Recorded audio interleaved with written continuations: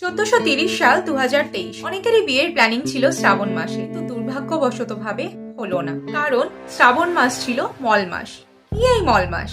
এ তো সহজ ব্যাপার, যে মাসগুলোতে বিয়ে করতে নেই সেইগুলোই, লাইক ভাদ্র, আশ্বিন, কার্তিক, পৌষ এবং চৈত্র। Fair enough. তাহলে শ্রাবণ মাস হঠাৎ মল মাস হলো কেন? আবার কবে এমন হতে চলেছে? আমরা যে মাসগুলোকে মল মাস হিসেবে জানি তারা কি সত্যি মল মাস? তাহলে আমাদের পঞ্জিকাতে এই মাসগুলোতে অতিরিক্ত বিবাহ তারিখ থাকে কেন?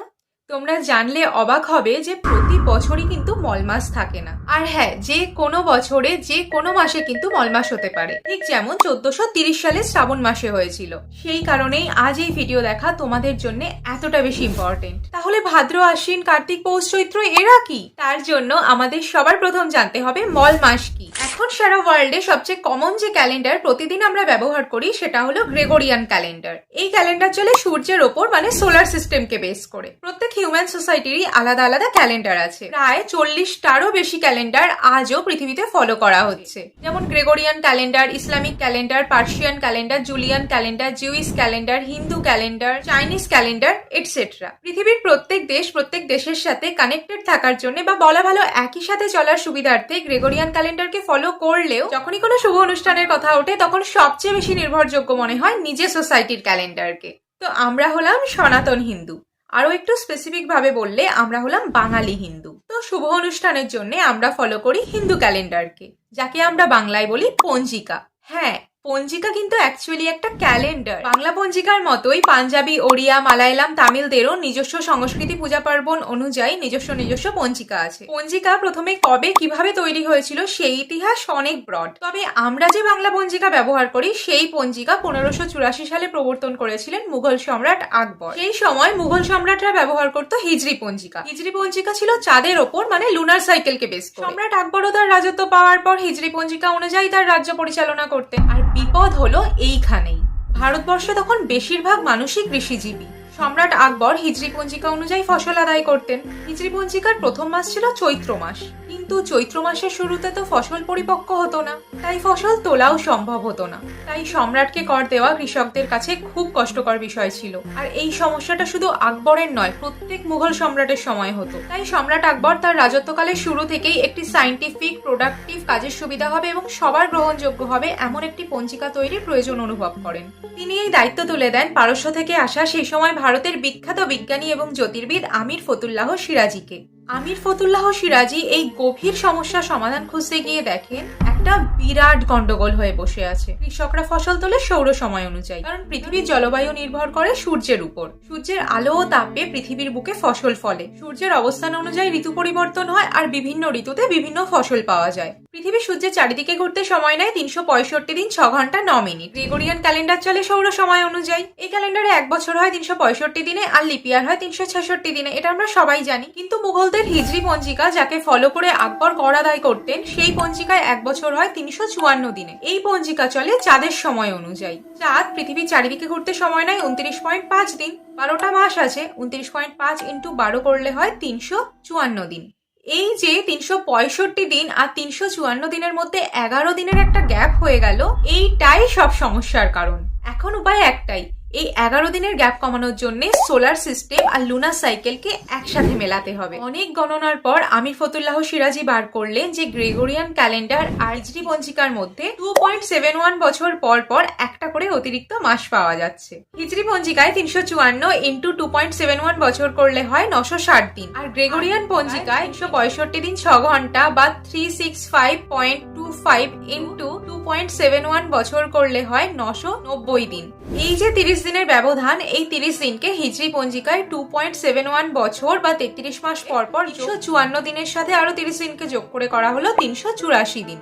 এই যোগ করাটা শুধুমাত্র 2.71 বছর পর পরই হবে। এই অতিরিক্ত 30 দিন বা মাসের নাম দেওয়া হলো অধিক মাস বা অধি মাস। এখনো কিন্তু এই মাসের নাম মল মাস হয়নি। সম্রাট আকবরের ইচ্ছায় এই নতুন পঞ্জিকার নাম রাখা হলো তারিখ-ই-ইলাহি। যে সময় আমির ফতুল্লাহ সিরাজি এই গবেষণা শুরু করেছিলেন সেই সময় হিজরি পঞ্জিকায় চলছিল মুহররম মাস, যার সাথে আমাদের বাংলা পঞ্জিকায় বৈশাখ মাসের মিল ছিল। তাই এই নতুন পঞ্জিকায় প্রথম মাসের নাম রাখা হলো বৈশাখ মাস। বাংলা পঞ্জিকায় প্রত্যেক মাসের নাম রাখা হয়েছে বিভিন্ন নক্ষত্র মণ্ডলের নামে, মানে এখানেও ছিল সায়েন্স। বিশাখা নক্ষত্রের নাম থেকে নামকরণ হলো বৈশাখ মাস। ঠিক তেমনই জ্যৈষ্ঠা নক্ষত্রের নামে হলো জ্যৈষ্ঠ মাস, অশ্বধা নক্ষত্রের নামে আষাঢ় মাস, শ্রাবণা নক্ষত্রের নামে শ্রাবণ মাস, ভদ্রা নক্ষত্রের নামে ভাদ্র মাস, অশ্বিনী নক্ষত্রের নামে আশ্বিন মাস, কৃত্তিকা নক্ষত্রের নামে কার্তিক মাস, মৃগশিরা বা অগ্রহায়ণ নক্ষত্রের নামে অগ্রহায়ণ মাস, পৌষা নক্ষত্রের নামে পৌষ মাস, মঘা নক্ষত্রের নামে মাঘ মাস, ফাল্গুনী নক্ষত্রের নামে ফাল্গুন মাস এবং চিত্রা নক্ষত্রের নামে চৈত্র মাসের নামকরণ করা হয়। কিন্তু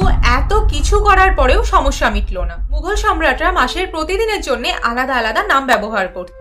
এতগুলো নাম মনে রাখা খুব কষ্টকর ব্যাপার ছিল। তাই মুঘল সম্রাট আকবরের নাতি সম্রাট শাহজাহান আবার পঞ্জিকার পরিবর্তন করলেন এবং 30 দিনের আলাদা আলাদা নাম না রেখে রোমানদের কপি করে 7 দিনের সপ্তাহ পদ্ধতি চালু করলেন। এক্ষেত্রে তিনি সম্ভবত একজন পর্তুগিজ পণ্ডিতের সাহায্য নিয়েছিলেন। রোমানরা যেমন বিভিন্ন গ্রহ নক্ষত্রের সাথে মিলিয়ে 7 দিনের নাম রেখেছিল, অবিকল একই রকম ভাবে রাখা হলো 7 দিনের আমাদের বাংলা পঞ্জিকায় নাম। সান থেকে এসেছে সানডে, বাংলায় সূর্য বা রবি থেকে রবিবার। মুন থেকে এসেছে মানডে, বাংলায় চাঁদ বা সোম থেকে সোমবার। মার্স থেকে টিউসডে, বাংলায় মঙ্গল গ্রহ থেকে মঙ্গলবার। মার্কিউরি থেকে ওয়েডনেসডে, বাংলায় বুধ গ্রহ থেকে বুধবার। জুপিটার থেকে থার্সডে, বাংলায় বৃহস্পতি গ্রহ থেকে বৃহস্পতিবার। ভেনাস থেকে ফ্রাইডে, বাংলায় শুক্র গ্রহ থেকে শুক্রবার। স্যাটার্ন থেকে স্যাটারডে, বাংলায় শনি গ্রহ থেকে শনিবার। এইভাবে বাংলা ক্যালেন্ডার বা পঞ্জিকা তৈরি তো হলো। তিথি নক্ষত্র মেনে পূজা পার্বণ, বিবাহ, অন্নপ্রাশন, গৃহপ্রবেশ এই সমস্ত কিছু দিনক্ষণও নির্ধারিত হলো। কিন্তু কাজের সুবিধার জন্য সেই যে একটা অতিরিক্ত মাস তৈরি করা হয়েছিল, এই অতিরিক্ত মাস নিয়ে শুরু হলো নতুন গন্ডগোল।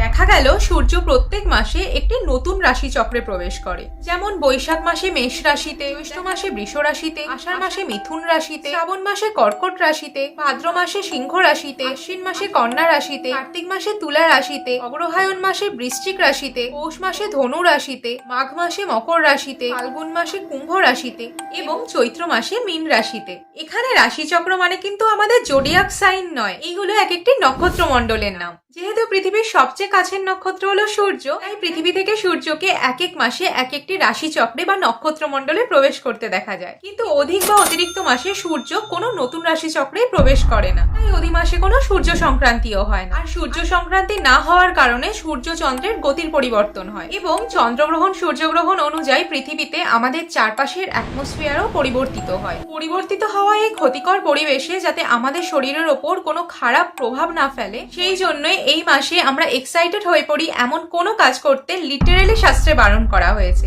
আর বিয়ে আমাদের কাছে কতটা এক্সাইটিং ব্যাপার সেটা আলাদা করে বলার প্রয়োজন আছে কি? তো সূর্য বা রবি সংক্রান্ত যে কোনো শুভ অনুষ্ঠান যেমন বিবাহ, পৈতে, গৃহপ্রবেশ, নিউবর্ন বেবির হেয়ার কাটিং, প্রতিমা স্থাপন ইত্যাদি কোনো শুভ কাজ এই মাসে করা যায় না দেখে সনাতনী হিন্দু পুরোহিতরা এই মাসকে মলিন মাস বা মলস্বরূপ মাস বলে ব্যঙ্গ করতে শুরু করে। ওদিকে বৃহন্নারদীয় পুরাণ অনুযায়ী প্রত্যেক মাসে শ্রীবিষ্ণুর বিভিন্ন অবতার বিরাজ করছে। যেমন বৈশাখ মাসে মধুসূদন, জ্যৈষ্ঠ মাসে ত্রিবিক্রম, আষাঢ় মাসে বামন, শ্রাবণ মাসে শ্রীধর, ভাদ্র মাসে ঋষিকেশ, আশ্বিন মাসে পদ্মনাভ, কার্তিক মাসে দামোদর, অগ্রহায়ণ মাসে কেশব, পৌষ মাসে নারায়ণ, মাঘ মাসে মাধব, ফাল্গুন মাসে গোবিন্দ এবং চৈত্র মাসে শ্রী বিষ্ণু। কিন্তু মল মাসের কোনো দেবতা নেই, না আছে বিষ্ণুর কোনো অবতার, তাই বাকি মাসেরা মল মাসকে নিয়ে বিদ্রুপ করতে থাকে। মল মাস এই কষ্ট আর সহ্য না করতে পেরে বৈকুণ্ঠধামের অধিপতি ভগবান শ্রী নারায়ণের কাছে যান এবং নিজের সমস্ত কষ্টের কথা বিনম্রতার সাথে বলেন। ভগবান শ্রী নারায়ণ কোনো উপায় না দেখে অধিমাসকে সঙ্গে নিয়ে গোলক বৃন্দাবনে শ্রীকৃষ্ণের কাছে যান। শ্রীকৃষ্ণ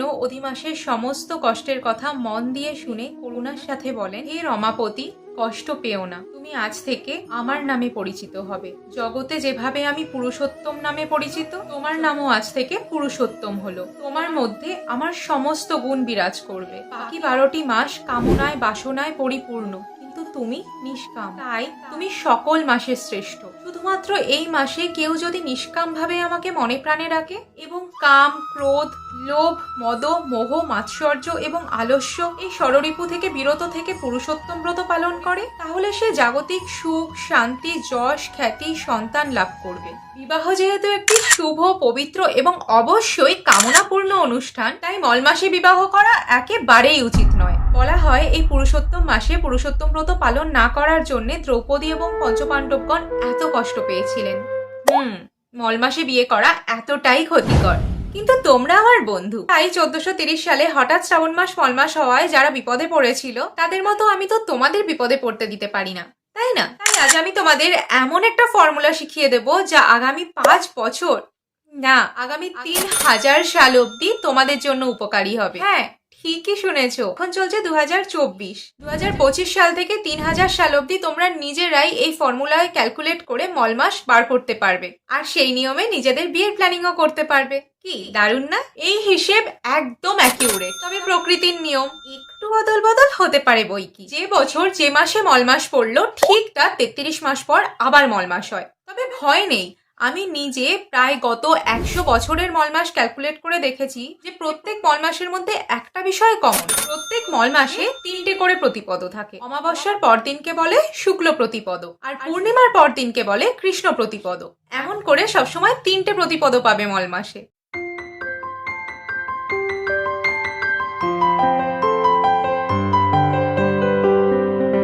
আরো একটা মিল আছে, মল মাস বেশিরভাগ ক্ষেত্রে শুক্ল প্রতিপদ দিয়েই শুরু হয়, আবার শুক্ল প্রতিপদ দিয়েই শেষ হয়, আর মাঝে থাকে কৃষ্ণ প্রতিপদ।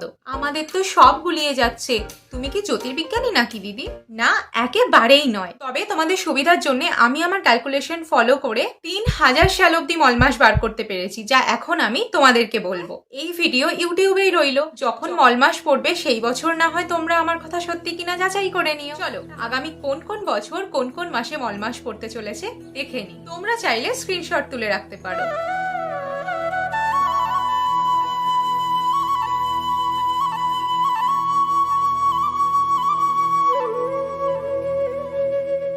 আরো একটা জিনিস দেখা গেছে, মল মাস সাধারণত বৈশাখ, জ্যৈষ্ঠ, আষাঢ়, শ্রাবণ, ভাদ্র, আশ্বিন এবং চৈত্র মাসেই পড়তে দেখা যায়। বৈশাখ মাসে যদি মল মাস পড়ে তাহলে তার পরের মাস মানে জ্যৈষ্ঠ মাসকে বলা হবে নিজ জ্যৈষ্ঠ। যেমন 1430 সালে শ্রাবণ মাস মল মাস হওয়ায় ভাদ্র মাসকে বলা হয়েছিল নিজ ভাদ্র। তবে ফাল্গুন মাস সাধারণত মল মাস হয় না, আবার পরে কখনো হতেও পারে। কিন্তু কার্তিক, অগ্রহায়ণ, পৌষ এবং মাঘ মাসে কখনো মল মাস পড়ে না, এটা গ্যারেন্টিড। সবই তো বুঝলাম দিদি, কিন্তু তাহলে ভাদ্র, আশ্বিন, কার্তিক আর চৈত্র মাসে পঞ্জিকাতে অতিরিক্ত বিয়ের তারিখ থাকে কেন? আর বিয়ের তারিখ থাকলেও কেউ বিয়ে করতে চায় না কেন?